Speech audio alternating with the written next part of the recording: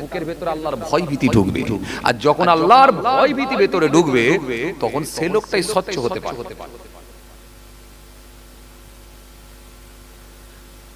আর মরে যাওয়ার আগে একটা কাজ করবেন, নবী আমার সুন্দর করে জানালেন, সাবউন তাজরিল আবদি বাদা মাউতিহি ওয়া হুয়া ফি কবরিহি মান আল্লামা ইলমান আও কাসারা নাহরান আও হাফারা বীরান আও গারাসা নাখলান আও বানা মসজিদান আও তারাকা ওয়ালাদান ইস্তাগফিরু লাহু বাদা মাউতিহি। রাসূলুল্লাহ সুন্দর করে জানালেন, সাতটা এমন ভালো কাজ আছে পৃথিবীর জমিনে যদি বান্দা করে দিয়ে যেতে পারে, ওই একটা কাজ করার জন্য কিয়ামত পর্যন্ত সওয়াব জারি থাকবে।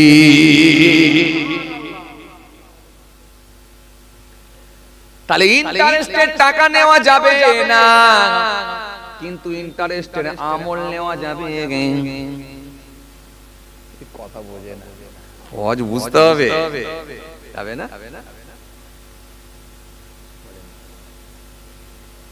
যাবে না বলেন না, আমল বেড়ে যায় না, ঠিক করতে পারছে না, কনফার্ম হতে পারছে না যে কোনটা ঠিক আর কোনটা ভুল। যে আরে বাবা, যদি সেই কানে হাত দিয়ে চোখ বন্ধ করে ওয়াজ করলাম, তাহলে আমি কি দিতে পারলাম আর আপনারা কি নিতে পারলেন, আমরা কেউ বুঝতে পারলাম। এই জন্য কথোপকথন করে করি কেন, আপনি কতটা নিতে পারছেন আর আমি কতটা দিতে পারছি, এতে উভয় সুবিধা।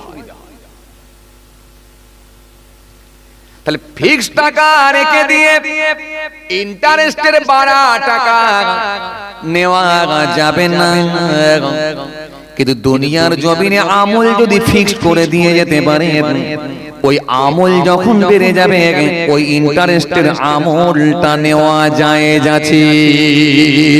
এজন্য নবী হাদিসের মধ্যে বললেন, সাতটা এমন কাজ আছে পৃথিবীর জমিনে যদি বান্দা করে যেতে পারে, কিয়ামত পর্যন্ত সওয়াব জারি থাকবে।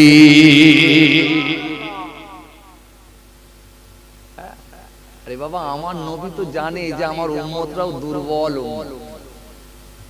কথা বলে না, এদের অবস্থা খুব খারাপ হবে, আখিরি জামানায় এদের অবস্থা অত্যন্ত ভয়ানক হবে।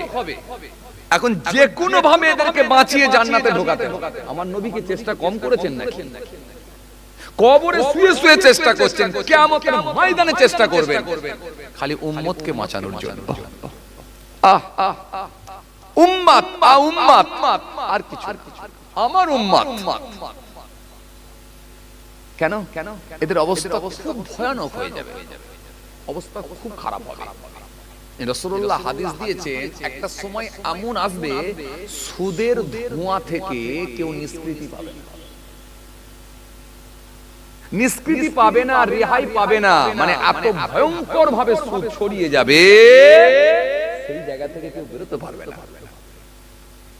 কি বলছে? বড় বড় হুজুররা জড়িয়ে আছে, বড় বড় বক্তারা জড়িয়ে আছে। বললে রাগ হবে আপনাদের, হুজুর এত বড় কথা বলে ফেললেন আন্দাজে। খবর নিয়ে দেখেন কত হুজুর নেতার টাকায় চলে, কথা বলে না। কত হুজুর আছে দেখবেন, নেতা দাওয়াত দিলে আর কোন খবর আছে না? কত বক্তা আছে না নাই? কত হুজুর আছে না নাই? অথচ 100% হুজুর জানে যে ওই নেতা সুদের সঙ্গে যুক্ত, ওই নেতা হারাম কাজের সঙ্গে যুক্ত, তারপরও নেতা। কেন? নেতা যদি আমার হাতে থাকে, পাবলিক অটোমেটিক হাতে। কথা বলছেন না কেন? ডিসাইড করেন দুনিয়া না আখিরাত, আগে ডিসাইড করেন। যদি আখিরাতকে যদি মনে করেন প্রাধান্য বেশি দেবো, তাহলে নেতা ছাড়ো, এমএলএ ছাড়ো, এমপি ছাড়ো। আমি খারাপ কাউ সবাইকে বলছি না, কিন্তু ম্যাক্সিমামটাই তো খারাপ। কথা বলছেন না? তাহলে হুজুর জেনে শুনে হারাম খাচ্ছে না? কথা বলছেন না কেন? আছে না নাই? আরে খবর নিয়ে দেখেন না ভাইরা আমার, বন্ধুরা আমার, সাথী মহব্বতের ভাইরা, বিশাল চাল, বিশাল চাল। এই জন্য রাসূল জানেন যে আমার উম্মতেরা আখিরি জামানায়, জি আমার উম্মতরা খুব দুর্বল স্টুডেন্ট হয়ে পড়বে, তাদের আমলের একবারে গতি থাকবে না। এই জন্য নবী বাঁচানোর জন্যই, আমাদেরকে বাঁচানোর জন্যই নবী অনেক অফার যুক্ত আমল তুলে দিয়েছেন। চলো এই অফারের আমলগুলো অন্তত কর, যাতে করে তাদেরকে বাঁচিয়ে নেওয়া যায়। চল অফারের আমলগুলো কর। যা যা জুম্মার দিনে সকাল সকাল গোসল করলে, সকাল সকাল গোসল করে নিয়ে ওযু করে একেবারে মসজিদের উদ্দেশ্যে রওনা দাও। মসজিদে একটা কোণে গিয়ে বসো, বসে একটু জিকির করো। আস্তে আস্তে যখন আজান শুরু হয়ে গেল, এবার আস্তে আস্তে তুমি সুন্নাত নামাজগুলো আদায় করে নাও। তাহিয়াতুল ওযু, দখলাল মসজিদ, কাবলাল জুম্মা, পর পর পর পর সব করে নাও। আস্তে আস্তে যখন সময় হবে, ইমামের খুতবা যখন চলবে, ইমামের মুখের দিকে তাকিয়ে খুতবা শ্রবণ করো। খুতবা শ্রবণ করে খুতবা শুনে নিয়ে ইমামের পেছনে 2 রাকাত নামাজ আদায় করো। বাকি সুন্নাতগুলো করো, বাদাল জুম্মা, আখিরি জোহর, পর পর আর 2 রাকাত সুন্নাত নফল যা আছে পর পর সব পড়ে নাও। পড়ে নিয়ে একেবারে চুপ থেকে আস্তে আস্তে আস্তে আস্তে বাড়ির দিকে রওনা দাও। নবী একটা সুন্দর করে হাদিস দিলেন, যদি তুমি এই আমলটা করতে পারো সপ্তাহে একদিন, তোমার বাড়ি থেকে মসজিদ আর মসজিদ থেকে বাড়ি, প্রত্যেকটা কদম ফেলার বিনিময়ে, পা ফেলার বিনিময়ে 1 বছরের নফল নামাজ আর 1 বছরের নফল রোজার সব আল্লাহ নেকির খাতায় দেবে। দুর্বল স্টুডেন্টদের জন্য আমার নবী কি ভাবে না? 1 বছরে, তাহলে একবার যদি আপনি নেক নিয়তে করে দিতে পারেন, কথা বলে না, নেক নিয়তে যদি একবার করে দিতে পারেন, ওই একদিনের জুম্মা যদি আল্লাহর দরবারে কবুল হয়ে যায়, আপনি গেনার হয়ে গেলেন। কথা বলে না, আপনি তো গেনার হয়ে গেলেন, আপনি সাকসেস হয়ে গেলেন। ওই একদিনের আমল আল্লাহর দরবারে যদি লেগে যায়, জীবনটা ধন্য হয়ে গেল। আপনার জীবনটা ধন্য হয়ে গেল। যদি ওই একদিনের আমল যদি আল্লাহর দরবারে যদি কবুল হয়ে যায়, যদি লেগে যায়, লেগে গেলেই জানবেন কাজ হয়ে গেল, আপনার জীবনটা ধন্য হয়ে গেল। যদি ওই একদিনের আমল আল্লাহর দরবারে যদি কবুল হয়ে যায়। কথা বুঝে আসছে বাবাজি আমার ভাইরা? জি, এজন্য বাবাজি আমার ভাইরা, জি বাবাজি আমার ভাইরা, এজন্য বিশাল চাপ। একটা হাদিস এসেছে হযরতে উমামা থেকে বর্ণিত হাদিস, আন আবি উমামা রাদিয়াল্লাহু তাআলা আনহু قال قال رسول الله صلى الله عليه وسلم ان الله لا يقبل من الاعمال الا ما كان له خالصا ابتغى به وجهه। এই হাদিসটার মধ্যে রাসূল সাল্লাল্লাহু আলাইহি ওয়াসাল্লাম বলছেন যে ইখলাস ব্যতীত কোনো আমল আল্লাহর দরবারে কবুল হয় না। তাহলে ওই আমলটা যখন আপনি করছেন, খুব ভালো করে বুঝুন, জুম্মার দিনে যখন মসজিদের দিকে রওনা দিলেন, খালি একটা নিয়ত করলেন, আল্লাহ আমার নবী হাদিসে বলেছেন, আমি নবীর কথা মনে করে স্মরণ করে আল্লাহ আমি এই আমলটা করছি, আল্লাহ তুমি দয়া করে কবুল করো। বাস, বাট আপনাকে আর কিছু বলতে হবে না। এই মনের কথাটা আপনি জানবেন, আর কে জানবে? আল্লাহ জানবে। যদি এটার ভিতরে ইখলাস ঠিক থাকে, আল্লাহর দরবারে যদি কবুল হয়ে যায়, বাড়ি থেকে মসজিদ পর্যন্ত মানে কতবার পা ফেলেছেন বলেন দেখি? এর কথা বলে না, কথা বলছেন না। এই ছেলে কথা বলছো কেন বাবু? এই কথা শুনছেন আপনারা? বাড়ি থেকে মসজিদ পর্যন্ত কতবার পা ফেলেছেন বলেন দেখি? কোনো হিসাব ছিল না আপনার? তাহলে প্রত্যেকটা যে পা ফেললেন, 1 বছরের নফল নামাজ তুলছেন, 1 বছরের নফল রোজা, 1 বছরের নফল নামাজ, 1 বছরের নফল রোজা, 1 বছরের নফল নামাজ, 1 বছরের নফল রোজা, আমল তো ভরে যাবে। এটা দুর্বল স্টুডেন্টদের জন্য বাবা, পাস তো করতে হবে। কথা বোঝে নাই, প্রথমে বলছিলাম না, পাস তো করতে হবে। শর্ট কোশ্চেন ছাড়বেন কেন?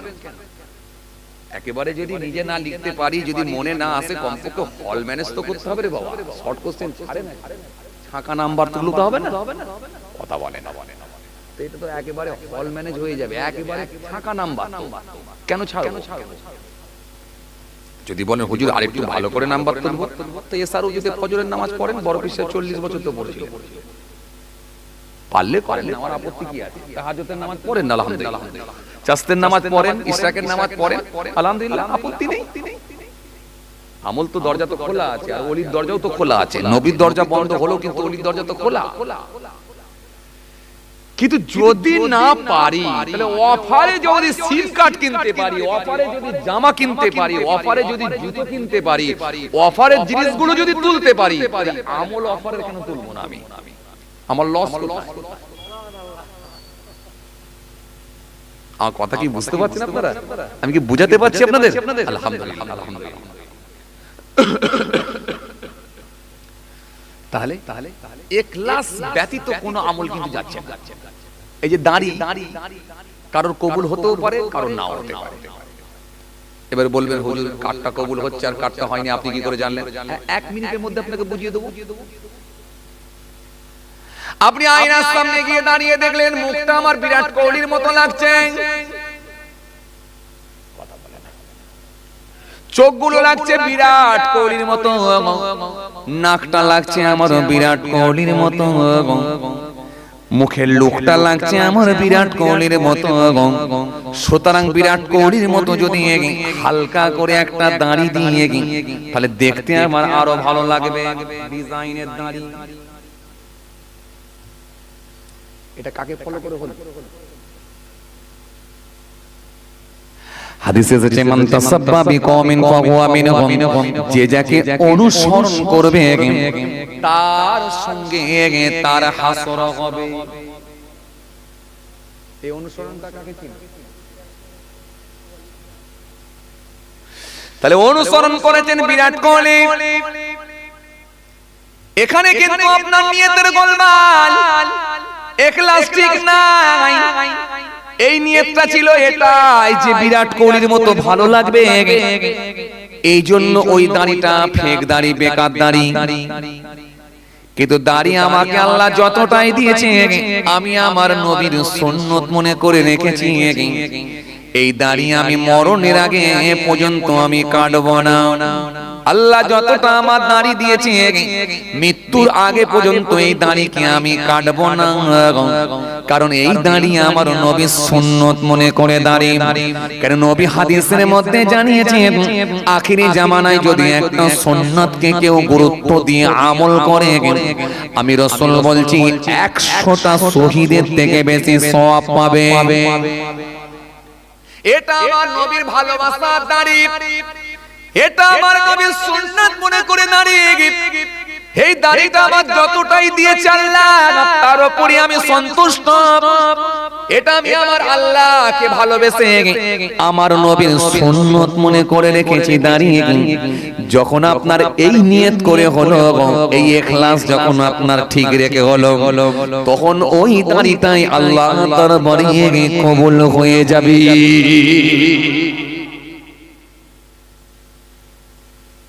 ইখলাস ছাড়া কোনো আমল কবুল হচ্ছে না। আর আপনি ইখলাস ঠিক রেখে যেটা করবেন সেটাই হবে। জুম্মার দিনে যখন যাচ্ছেন, একটা সপ্তাহ কাজে লাগান, খালি নিয়ত ঠিক রেখে ডুগডুগ ডুগডুগ ডুগডুগ করে যাচ্ছেন, মনে মনে ভাবলেন আজকে কিন্তু আমি ওই নেকির কাজটা করব ইনশাআল্লাহ, ওই অফারটা আজকে আমি মারব। কথা বলে না? সব জায়গায় দুনিয়ায় অফার তুলেছি, আজ আখিরাতের অফারটা নবী দিয়ে গেছে, ওটাকে কিন্তু আমি তুলব, ছাড়ব না। যত কষ্ট হোক, আজ আমি অফারটা নেব। কেউ জানতে পারেনি, মনের কথা জানে একজন, কে? ইন্নাল্লাহ কানা সামিয়ান বাসীরা। একজন জানে, এই যে তিনি যখন জেনে গেছেন আর আপনি জেনেছেন, আর কেউ জানার দরকার না। আর 3 নম্বর, যদি কাউকে জানাবেন তাহলে আমল শেষ। এই যে রবকে জানিয়ে আর আপনি যখন আমল করতে গেলেন, আপনার নিয়ত ঠিক রেখে, ইখলাস ঠিক রেখে যখন আমলটা করে নিলেন, হতে পারে ওই একটা আমলই আপনার জন্য যথেষ্ট হয়ে যেতে পারে।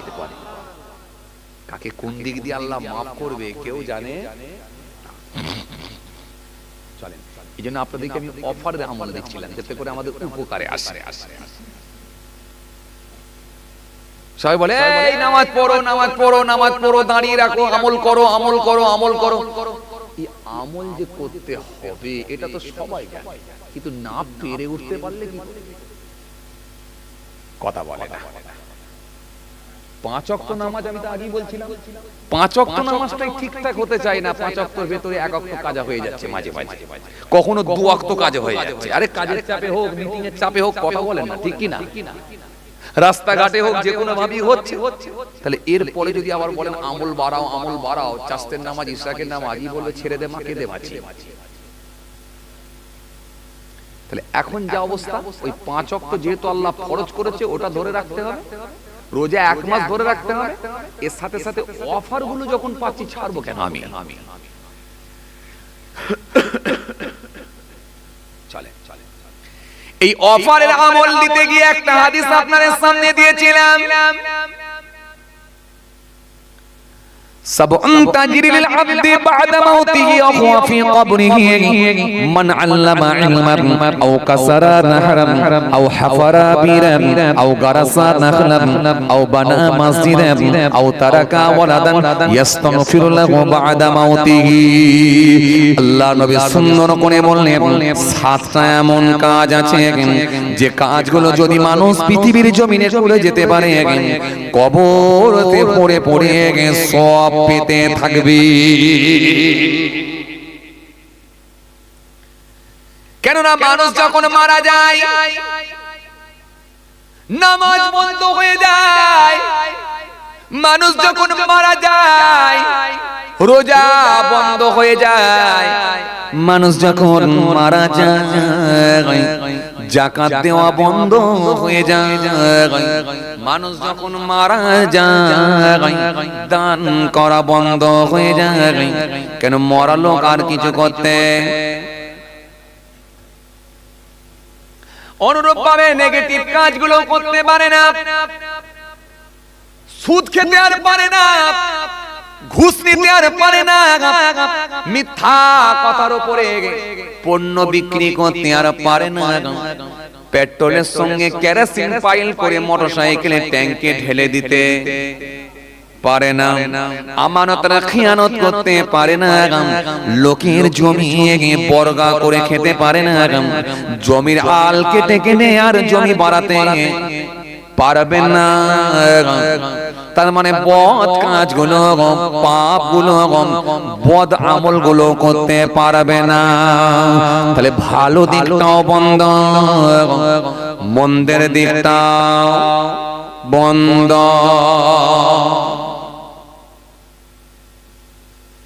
কিন্তু দুর্বল স্টুডেন্টদের জন্য, দুর্বল উম্মতদের জন্য আমার নবী সুন্দর করে দিয়ে গেলেন, ও আমার উম্মত, যদি তোমরা এগুলো পৃথিবীর জমিনে করে যেতে পারো কবরে পড়ে পড়ে সওয়াব তোমাদের জারি থাকবে। তার ভেতরে 1 নাম্বার হলো মান আল্লামা ইলমান, যদি কেউ ইলম শিক্ষা করে অপরকে ইলম শিখাতে পারে। হাদিসে দার্স দিয়েছে, মিসকাত শরীফ পড়িয়েছে, বুখারী শরীফ পড়িয়েছে, নাসাই শরীফ পড়িয়েছে, তিরমিজি শরীফ পড়িয়েছে, আবু দাউদ শরীফ পড়িয়েছে। এভাবে হাদিসের দার্স দিয়েছে, উসুল পড়িয়েছে, ফিকহ পড়িয়েছে, এভাবে কিতাবগুলো যখন পড়িয়েছে, তাফসীরগুলো পড়িয়েছে, অথবা সেই মানুষটি ছিল হাফেজে কোরআন, নিজে হাফেজ হয়ে হাফেজ তৈরি করেছে, জীবনে অনেক দিন বেঁচে ছিল, 50 বছর বেঁচে ছিল, 60 বছর বেঁচে ছিল, 80 বছর বেঁচে বেঁচে ছিল এই 80 বছরে সে অগণিত হাফেজ তৈরি করে দিয়ে গেছে। প্রত্যেকটা মানুষের অগণিত হাফেজে কোরআন তাদের সিনার ভেতরে আল্লাহর কোরআন পৌঁছে গেছে। কিন্তু এই হাফেজে কোরআনটা মারা গেছে, ইন্তেকাল হয়ে গেছেন, মৃত্যুবরণ করেছেন। ওই আলেমটা মারা গেছেন, ইন্তেকাল করেছেন, মৃত্যুবরণ করেছেন, কিন্তু কবর থেকে নিয়ে কিয়ামত পর্যন্ত সব জারি থাকবে।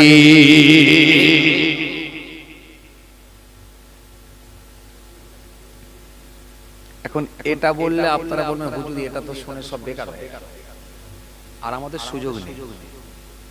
এই বুড়ো বয়সে আবার আলেম হবো হুজুর, কথা বলে না, কথা বলে না।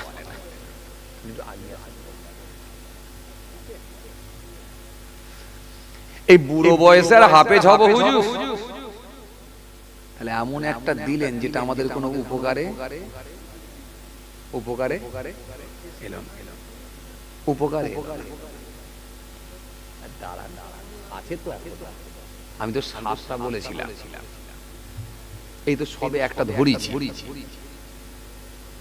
এর ভেতর থেকে যেটা ভালো লাগবে সেটা গ্রহণ করবেন, আপনি সেটা নেবেন। সব যদি পারেন আলহামদুলিল্লাহ, আর না পারলে তাও আলহামদুলিল্লাহ,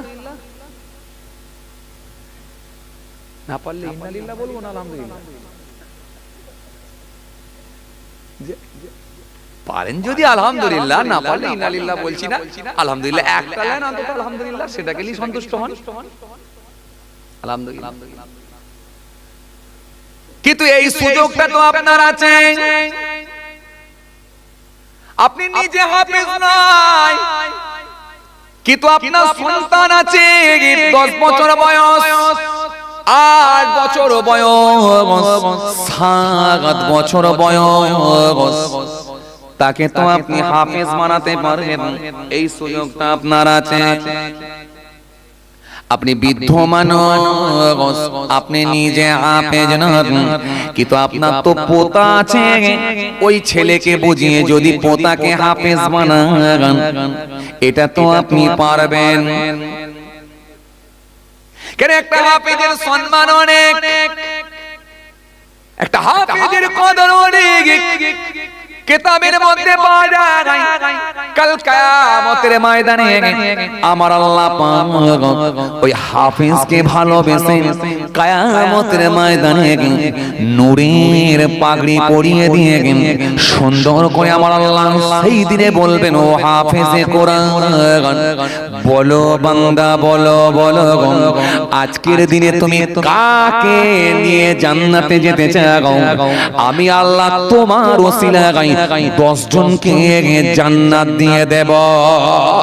জোরে হয় না, আরো জোরে। ও হাফেজে কোরআন 10 জনকে সুপারিশ করার অনুমতি দিচ্ছে। কাকে কাকে তুমি পছন্দ করো, চুজ করো, তুমি চয়েস করো, পছন্দ করো। সেদিনে যদি আপনার পুত্রটা হাফেজ হয়ে থাকে, আপনি হতে পারেন না, কিন্তু সেই পুত্রটা কি মনে হয় নিজের বাপকে ছাড়বে? সেদিনে যদি আপনার পোতাটাকে আপনি হাফেজ বানাতে পারেন, সেদিনে কি মনে হয় ওই পোতাটা দাদুকে ছাড়বে? সেদিনে কি আপনার মনে হয় আপনার নাতিটাকে যদি হাফেজে কোরআন বানাতে পারেন, আপনার নাতিটা কি সেদিনে নানাকে ছাড়বে বলে মনে হয়? তাহলে বুড়ো হয়েছেন তো ঘাবড়াচ্ছেন কেন?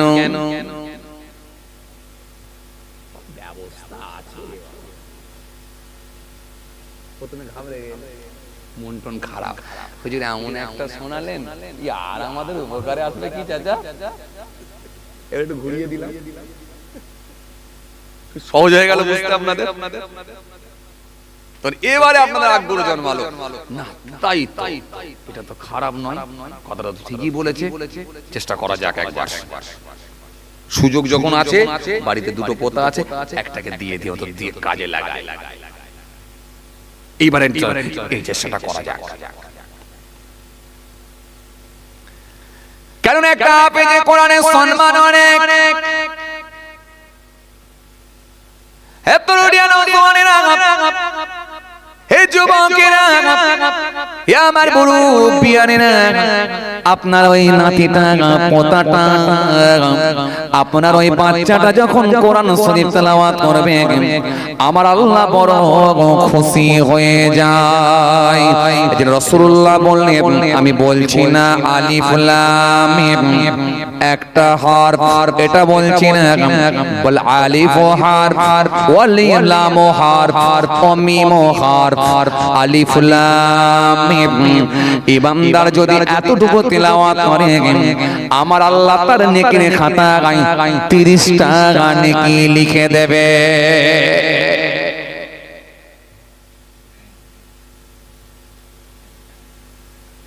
স্টুডেন্টকে সব সময় সহজ ভাবে দিতে হয়, তাদের সামনে কঠিন ভাবে তুলে ধরলে স্টুডেন্ট গ্রহণ করতে পারবে না।